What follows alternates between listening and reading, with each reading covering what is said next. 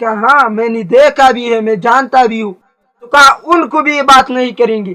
میں نے کہا اب تو بات بتائی، میں کسی کو بات نہیں کروں گا. تو کہا مجھے ایک وظیفہ بتا دو، ایک وظیفہ.